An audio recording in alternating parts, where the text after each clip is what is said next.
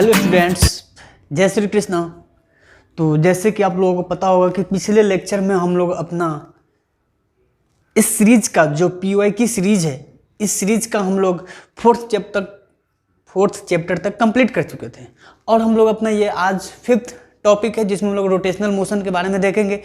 इस चैप्टर से लास्ट के जो 3 ईयर्स है 19, 18 और 20, इसमें से कौन कौन से क्वेश्चंस जो एग्जाम में पूछे गए हैं और इन क्वेश्चन के थ्रू अपना हम लोग रिवीजन करने जा रहे हैं। ठीक है, तो आइए इस सीरीज को हम लोग अपना यहीं फिर से कंटिन्यू करते हैं। ठीक है, देखते हैं इस क्वेश्चन में क्या पूछा गया है। Okay, find the torque about the origin के अबाउट टॉर्क फाइंड करना है, कैलकुलेट करना है। ठीक है, when the force 3J cap, force कितना हो 3J कैप दिया हुआ, फोर्स का डायरेक्शन कितना दिया हुआ है 3J cap, acts on A particle which position vector is 2K cap. मतलब उसका फोर्स दिया हुआ है। फोर्स मतलब देखो, अगर मैं देखूं तो अगर सॉल्यूशन की बात करूं तो फोर्स वेक्टर कितना दिया हुआ है, force is a vector quantity और वो कितना दिया हुआ है 3J cap Newton. Position vector को हम लोग आर वेक्टर से डिनोट करते हैं। कैसे डिनोट करते हैं, आर वेक्टर से, और वो कितना दिया हुआ है 2K कैप मीटर, यही दिया हुआ है। ठीक है, और अब हम लोग जैसे टॉर्क को जानते हैं, टॉर्क को कैसे डिफाइन किया गया है फिजिक्स में, R vector cross F vector. Torque को कैसे डेफिनेशन है, R cross F, R vector और क्रॉस एफ वेक्टर। तो देखो यदि मैं इसको क्रॉस करता हूं तो आर वेक्टर कितना है 2K cap cross F vector कितना है 3J कैप। तो देखो इसको मल्टीप्लाई करेंगे तो ये तो 6 बन जाएगा, और K क्रॉस J ये क्या बन रहा है, इसको फाइंड करना है। जैसे देखो, यदि मेरे पास ये x है और मेरे पास ये y है और ये मेरे पास यदि z मतलब क्या है, जो बाहर की ओर आ रहा है। ठीक है, x y z, तो मुझे कहाँ जाना है, देखो राइट हैंड कर्ल रूल से हम लोग इसका फाइंड करेंगे। K क्रॉस J की वैल्यू क्या होगा, देखो K में है पहले, मतलब बाहर है। देखो K मतलब मेरा जो फिंगर से बाहर की ओर होना चाहिए, देखो बाहर। ठीक है, और कहाँ जाना है, K से J क्रॉस जाना है, तो K क्रॉस J, K बाहर है और J जाना है, तो K क्रॉस J। तो थंब कहाँ आया, थंब लेफ्ट हैंड साइड में आया, मतलब इसका जो डायरेक्शन आएगा 6 ऑफ माइनस का I कैप, और जिसके कारण इसका सॉल्यूशन क्या बनेगा -6I कैप। कितना बनेगा -6I कैप। तो यही मेरा क्या होगा टॉर्क का एक्सप्रेशन। बेसिकली टॉर्क क्या होता है, cross product of force and displacement vector. मतलब पोजीशन वेक्टर और फोर्स वेक्टर का जो क्रॉस प्रोडक्ट होता है उससे मुझे क्या मिलता है, टॉर्क मिलता है। तो यहाँ से हम लोग ये देख सकते हैं कितना सिंपल क्वेश्चंस जो नीट 19 में पूछा गया था। तो बिल्कुल आप लोग देख सकते हो कि किस तरह के, किस लेवल के क्वेश्चन पूछे जा रहे हैं। डेफिनेटली आप लोग इस सीरीज को अच्छे से देखिए, प्रॉपर नोट्स बनाइए, आपको बहुत ज़्यादा बेनिफिट मिलने वाला है। ये है अपना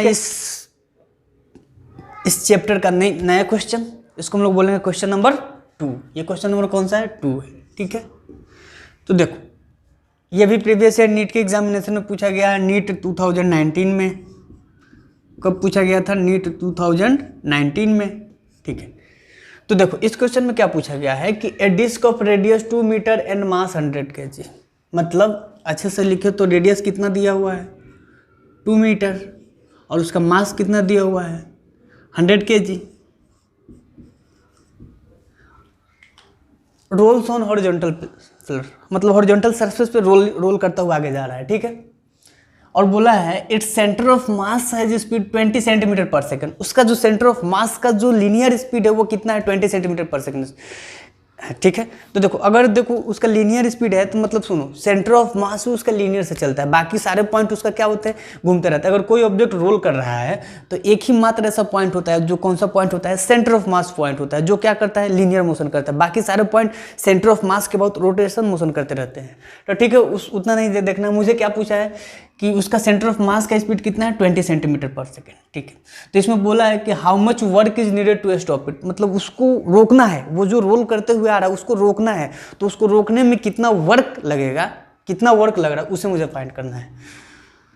ठीक है, तो देखो वर्क एनर्जी थ्योरम का यदि मैं थोड़ा सा एक्सप्लेनेशन बताऊं तो वर्क इज इक्वल टू क्या होता है, चेंज इन काइनेटिक एनर्जी।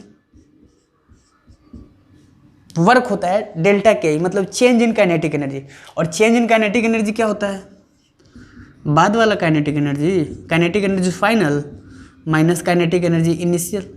यही तो डेल्टा के ही होगा, ठीक है।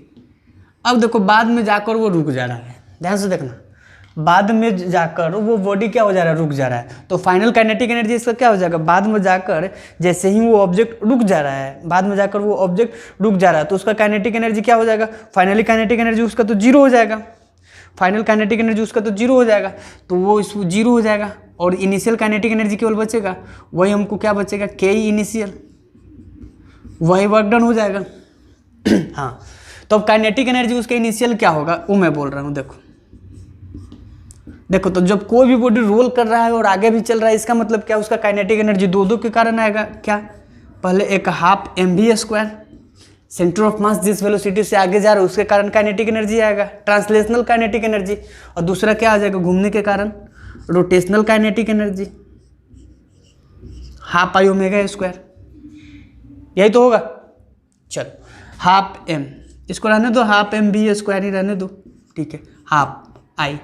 अगर डिस्क दिया हुआ है तो डिस्क का मोमेंट ऑफ इनर्शिया क्या होता है, mr²/2, सेंटर ऑफ मास के अबाउट यदि मैं उसको देखूं तो क्या होता है, mr²/2, तो I की जगह पर उसका मोमेंट ऑफ इनर्शिया क्या हो गया, mr²/2, ठीक है, और ω² मल्टीप्लाई है, ठीक है।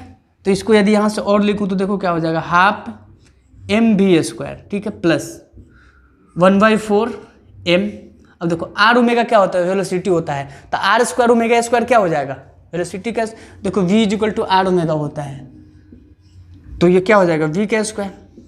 यदि इसको मैं ऐड करूं तो क्या हो जाएगा बताना, 4 LCM आ जाएगा और 2 mv² प्लस mv², तो कितना हो जाएगा बताना, 3 mv²/4, कितना आ रहा है, 3 mv²/4, और यही इनिशियल काइनेटिक एनर्जी है और यही मेरा वर्क डन के बराबर हो जाएगा, यही तो वर्क डन होगा क्योंकि फाइनल काइनेटिक एनर्जी जीरो है। तो बताओ वर्क डन की वैल्यू कितना आ जाएगा, काइनेटिक एनर्जी इनिशियल और काइनेटिक एनर्जी इनिशियल कितना आ गया बताओ, 3 mv²/4, ठीक है।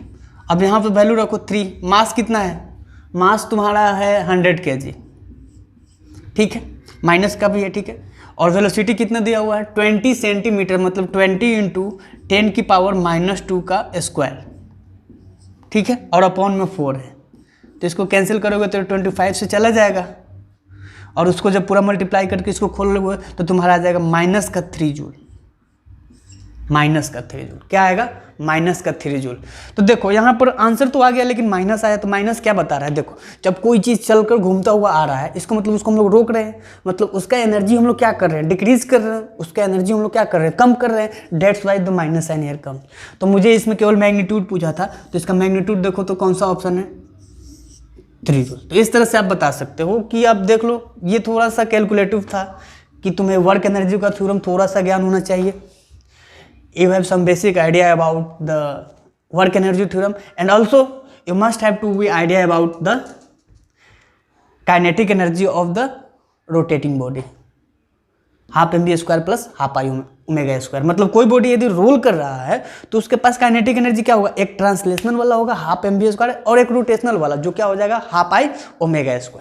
फटाफट से इसको नोट कर लो, और यहाँ से आंसर क्या आ गया, 3 जूल। माइनस क्यों आया, क्योंकि उसको हम लोग रोक रहे हैं, उसकी एनर्जी को हम लोग कम कर रहे हैं, इसको नोट कर लो। फिर हम लोग नेक्स्ट क्वेश्चन देखते हैं। तो इस तरह से इसका ऑप्शन कौन सा सही हो गया, 4th। तो आइए देखते हैं फटाफट से ये अपना नेक्स्ट क्वेश्चन, जो क्वेश्चन नंबर 3 है इस टॉपिक का, 3rd क्वेश्चन नंबर, जो लास्ट 3 इयर्स का नीट के एग्जामिनेशन में पूछे गए हैं, ठीक है। तो आइए देखते हैं इस क्वेश्चन में बेसिकली उन्होंने क्या पूछने की कोशिश किया है। देखो, ए solid cylinder of mass 2 kg, कोई सॉलिड सिलेंडर है जिसका मास कितना है, 2 kg है, और उसका रेडियस कितना है, 4 सेंटीमीटर। वो क्या कर रहा है, रोटेट कर रहा है अपने एक्सिस के अबाउट, वो क्या कर रहा है, रोटेट कर रहा है, ठीक है, at the rate of 3 RPM, 3 revolution per minute के रेट से क्या कर रहा है, वो रोटेट कर रहा है, ठीक है। तो उन्होंने बोला है कि the torque required to stop after 2 pi revolution, तो कितना टॉर्क लगेगा जब उसको हम लोग 2 पाई रिवोल्यूशंस कंप्लीट करने के बाद कितना टॉर्क लगेगा ताकि वो रुक जाए, समझ में आया। तो आइए देखते हैं। सबसे पहले इसमें देखो, जैसे ये क्या बोल रहा है, वर्क की बात किया है, देखो टॉर्क की बात किया है और वो उसका मोशन के बारे में बात किया है, तो यहाँ पर कहीं ना कहीं वर्क एनर्जी थ्योरम का थोड़ा सा इस्तेमाल होगा। वो रोटेट कर रहा है, उसको स्टॉप करना है, कोई अगर रोटेट कर रहा है उसको रोकना है तो वर्क की बात होगा। तो देखो वही वर्क एनर्जी थ्योरम होता है। वो क्या होता है, वर्क क्या होता है, चेंज इन काइनेटिक एनर्जी। तो देखो half I omega S final minus omega initial का स्क्वायर। मतलब चेंज इन काइनेटिक एनर्जी मतलब क्या, रोटेटरी काइनेटिक एनर्जी की बात किया है, तो चेंज इन काइनेटिक एनर्जी क्या लिख सकते हैं, हाफ आई ओमेगा फाइनल का square, sorry half I omega final का square minus half I omega initial का स्क्वायर। तो हाफ आई मैंने कॉमन ले लिया तो ये आ गया, ठीक है। और देखो ओमेगा फाइनल उसको रोकना है, रोकना that means the value of omega final is zero, रोकना है that means the value of omega final is zero and omega initial is defined in the question and it is given that it is the 3 RPM. It is given that the value of initial omega is 3 RPM. That means the 3 revolution per minute. That means the 3 revolution per minute. मतलब 1 minute में कितना revolution हो रहा है, 3 revolution हो रहा है। तो यहाँ से उन्होंने क्या किया, यहाँ से हम लोगों ने उसको रेडियन पर सेकेंड में कन्वर्ट कर दिया। किस में कन्वर्ट कर दिया, इन टर्म्स ऑफ रेडियन पर सेकेंड। नाउ अब हम लोग देखो फाइनल को जीरो करना था तो इसको मैंने जीरो कर दिया, फिर माइनस और ओमेगा इनिशियल ये हो जाएगा, इसको स्क्वायर कर दिया, ठीक है। अब देखो बात क्या आता है, अब उन्होंने ये तो वर्क नहीं पूछा, उन्होंने क्या पूछा है, उन्होंने पूछा है टॉर्क। तो टॉर्क की बात देखो, सबसे पहले हम लोग बात करते हैं। तो देखो टॉर्क होता है, वर्क और टॉर्क में एक रिलेशन होता है। देखो उसको रोकना है, तो रोकना है तो वर्क जो टॉर्क लगेगा, जो वर्क होगा माइनस का रिलेशन आएगा, क्योंकि अगर कोई चल रहा है उसको रोक रहे हैं तो वर्क डन आएगा, जाहिर सी बात है निगेटिव आएगा। मतलब कोई चीज़ चल रहा है और उसको फोर्स लगाकर हम लोग उसको रोकने की कोशिश कर रहे हैं, डैट मीन्स हम लोग अपोजिंग डायरेक्शन में उस पर फोर्स लगा रहे हैं, मतलब जो वर्क होगा वो क्या होगा, निगेटिव होगा। तो वो रिलेशन आता है work done is equal to minus of tau theta, torque into theta. तो वर्क की जगह पे ये रख दो, क्या है, माइनस पहले ले रहे हैं 1/2, m की जगह पे रख दो क्या है 2, r की जगह पे रख दो, r कितना दिया हुआ है 4 सेंटीमीटर, तो 4/100 इंटू इसका स्क्वायर है तो पावर 2 कर दो, ठीक है। हाफ m, एक और नीचे में भी 2 है, एक और 2 है, देखो ये m r square, r 4 centimetre 4/100 उसका स्क्वायर हो गया, ठीक है। और अंदर में क्या है देखो 3 × 2 पाई इंटू 60 का स्क्वायर है, उसको एज इट इज रहने दो। अब यहाँ पर क्या बचा है माइनस टाउ और थीटा, तो मुझे टॉर्क निकालना है तो माइनस माइनस कैंसिल कर दे रहे हैं। अब देखो उन्होंने बोला है कि 2 पाई रिवोल्यूशन हो रहा है, कितना रिवोल्यूशन हो रहा है 2 पाई रिवोल्यूशन। तो देखो 1 रिवोल्यूशन में कितना एंगल रोटेट होता है 2 पाई। अगर कोई पार्टिकल एक चक्कर कंप्लीट करता है तो उसमें कितना रिवोल्यूशन होता है 2 पाई। अब मेरे पास जब रिवोल्यूशन ही 2 पाई हो जाएगा तो वो कितना एंगल चलेगा 2 पाई इंटू 2 पाई, समझ में आया। तो ये क्या आ जाएगा 4 पाई स्क्वायर, एक रिवोल्यूशन में 2 पाई, और 2 पाई रिवोल्यूशन चलेगा, इसका मतलब 2 पाई इंटू 2 पाई मतलब 4 पाई स्क्वायर उसका टोटल एंगल चलेगा। तो यहाँ पर थीटा की वैल्यू भी पता है, थीटा कितना है, तो यहाँ पर यदि रखो तो ये कुछ कुछ कैंसिल हो जाएगा, ठीक है। और यहाँ पर बताओ थीटा की जगह पर रखो तो क्या रखोगे बताओ। एक सेकंड में एक स्टेप और लिखता हूँ यहाँ पे, देखो 4/100 का स्क्वायर ये होगा, और अपॉन में एक 2 भी बचा है, अपॉन 2 लिख दो। और क्या बचा उधर देखो ये टर्म बचा है, और उधर से क्या बचा है टाउ थीटा। थीटा कितना है बताओ 4 पाई स्क्वायर, क्या आया है 4 पाई स्क्वायर, और यहाँ से टॉर्क आया है, ठीक है। तो टॉर्क की वैल्यू अगर हम लोग लिखने चाहें तो थीटा नीचे आकर क्या हो जाएगा डिवाइड हो जाएगा, और थीटा की वैल्यू कितना है 4 पाई स्क्वायर। और यहाँ से जब टॉर्क की वैल्यू हम लोग सोल्व करेंगे, इसको कैंसिल कर देंगे 4 पाई स्क्वायर, तो यहाँ से जब इसको हम लोग सोल्व करेंगे तो यहाँ से जो टॉर्क का वैल्यू आएगा क्या आएगा 2 × 10⁻⁻6, कितना आएगा 2 × 10⁻⁻6 -6 न्यूटन मीटर। इसको प्रॉपर वैल्यू रखो, डाटा रखो और इसको सोल्व करके बताओ तो ये क्या आ जाएगा 2 × 10⁻⁻6 Newton. That means option D is correct. तो देखो यहाँ पर ये क्वेश्चन थोड़ा सा मतलब टिपिकल तो नहीं बोल सकते हैं लेकिन कैलकुलेटिव तो जरूर बोल सकते हैं, टिपिकल तो नहीं बोल सकते हैं लेकिन कैलकुलेटिव जरूर है, ठीक है। तो फटाफट से आइए नोट करते हैं अपना ये इस PYQ सीरीज का इस टॉपिक से नेक्स्ट क्वेश्चन सेंटर ऑफ मास के बेसिस पे है। इसमें बेसिकली ये बताया गया है, ये एग्जाम में ये डायग्राम बनाया गया था और इसका पूछा था कि इस पूरे जो सिस्टम का है, देखो एक मास यहाँ पे है, एक मास यहाँ पे रखा हुआ है और एक मास यहाँ पे रखा हुआ है। तो ओवरऑल ये जो सिस्टम है इसका सेंटर ऑफ मास कहाँ पे होगा। ओवरऑल ये जब सिस्टम को एनालिसिस करेंगे, पूरे सिस्टम को कंसिडर करेंगे तो ओवरऑल इसका मास जो सेंटर ऑफ मास होगा वो कहाँ पे होगा। तो देखते हैं हम लोग सेंटर ऑफ मास के बारे में। जैसे हम लोग किसी भी ऑब्जेक्ट का यदि दिया हुआ है मास का डिस्ट्रीब्यूशन हो तो हम लोग निकालते थे कैसे, m1r1 plus m2r2 upon m3r3 upon में ये लिखते थे।